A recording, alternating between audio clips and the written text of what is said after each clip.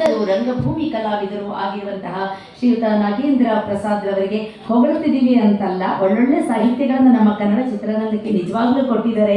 ಏಕೆಂದರೆ ಈ ಸಂದರ್ಭದಲ್ಲಿ ಒಂದು ಮಾತು ಹೇಳ್ತೀನಿ, ಈಗಿನ ಕಾಲದಲ್ಲಿ ಬರೆಯುವಂಥವರು ತುಂಬ ಕಮ್ಮಿ ಆಗಿದ್ದೀವಿ. ಏಕೆಂದರೆ ನಾವು ಏನೇ ಬೇಕು ಅಂದರೂ ಗೂಗಲ್ ನೋಡ್ತೀವಿ. ಇವಾಗಂತೂ AI ಬಂದಿದೆ, ChatGPT ಓಪನ್ ಮಾಡ್ತೀವಿ. ಆರ್ಟಿಫಿಷಿಯಲ್ ಇಂಟೆಲಿಜೆನ್ಸಲ್ಲಿ ನಿಮಗೆ ಬರದೇ ಇರುವಂಥ ವಿಷಯಗಳೇ ಇಲ್ಲ. ನೀವು ಬೇಕಾದರೆ ಒಂದು ಮನುಷ್ಯನ ಬೇಕಾದರೂ ಸೃಷ್ಟಿ ಮಾಡಿ ಕೊಟ್ಬಿಡುತ್ತೆ ಅದು.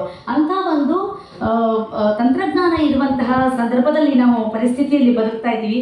ಕನ್ನಡವನ್ನು ಬರೆಯುವವರು ತುಂಬ ಕಮ್ಮಿಯಾಗಿದ್ದಾರೆ. ನಾವು ಹೆಸರು ಹೇಳ್ತೀವಿ, ಕುವೆಂಪು, ಬೇಂದ್ರೆ, ಕಾರಂತರು, ವಿಕ್ರು, ಗೋಕಾಕರು, ಹಿಂದೆ ರನ್ನ, ಪಂಪ, ಜನ್ನ, ರಾಘವಾಂಕ, ಕುಮಾರವ್ಯಾಸ, ಅದ್ಭುತ ಬರಹಗಾರರು, ಕವಿಗಳು, ಸಾಹಿತಿಗಳು ಇದ್ದರು. ಯಾಕೆ ಇವರೆಲ್ಲ ಹೆಸರು ಹೇಳ್ತೀವಿ, ಆದರೆ ಯಾಕೆ ಮತ್ತೊಬ್ಬ ಕುವೆಂಪು ಹುಡ್ತಾ ಇಲ್ಲ? ಯಾಕೆ ಮತ್ತೊಬ್ಬ ಕಾರಂತರು ಬರ್ತಾ ಇಲ್ಲ? ಮತ್ತೊಬ್ಬ ಕುಮಾರವ್ಯಾಸನಂತಹ ವ್ಯಕ್ತಿತ್ವವನ್ನು ನಾವು ಯಾಕೆ ಕಾಣ್ತಾ ಇಲ್ಲ ಅಂತಂದರೆ, ನಮ್ಮಲ್ಲಿ ಬರವಣಿಗೆಗೆ ಅಷ್ಟು ಅವಕಾಶ ಇವಾಗಿಲ್ಲ, ಕಮ್ಮಿ ಆಗೋಗಿದೆ. ಎಲ್ಲದೂ ನಮಗೆ ರೆಡಿಮೇಡ್ ಸಿಗ್ತಾ ಇರೋದ್ರಿಂದ, ಅವಕಾಶಗಳು ಕಮ್ಮಿ ಆಗಿರೋದ್ರಿಂದ, ಬರವಣಿಗೆಗೆ ಪ್ರೋತ್ಸಾಹ ಕಮ್ಮಿ ಆಗಿರೋದ್ರಿಂದ ಇಂಥ ಒಂದು ಪರಿಸ್ಥಿತಿ ಬಂದೊದಗಿದೆ.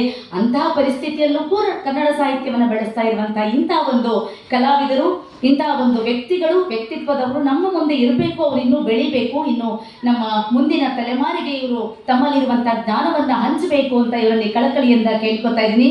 ಮತ್ತೊಮ್ಮೆ ನಮ್ಮ ಸಂಸ್ಥೆಯ ವತಿಯಿಂದ ಇವರಿಗೆ ಅನಂತ ಧನ್ಯವಾದಗಳನ್ನು ಅರ್ಪಿಸುತ್ತಾ, ಈಗ ಶಿವಮೊಗ್ಗ ತಾಲೂಕು ರಕ್ಷಣಾ ವೇದಿಕೆಯ ಮುಖ್ಯಸ್ಥರಾಗಿರುವಂತಹ ಶ್ರೀಯುತ ಮಂಜುನಾಥ್ ಹೆಗಡೆ ಅವರು ನಮ್ಮೊಂದಿಗಿದ್ದಾರೆ.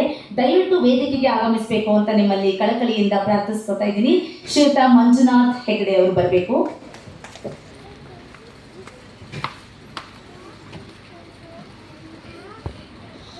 ಈಗ ನಮ್ಮ ವೇದಿಕೆಯಲ್ಲಿ ಇರುವಂತಹ ಮತ್ತೋರ್ವ ಅತಿಥಿ ಗಣ್ಯರಾಗಿರುವಂತಹ ಶ್ರೀಯುತ ಶ್ರೀನಿವಾಸ್ ಪ್ರಭು ಅವರು ಕಾರ್ಯಕ್ರಮವನ್ನು ಉದ್ದೇಶಿಸಿ ಒಂದೆರಡು ಮಾತನಾಡಬೇಕು ಅಂತ ಕೇಳ್ಕೊತಾ ಇದ್ದೀನಿ.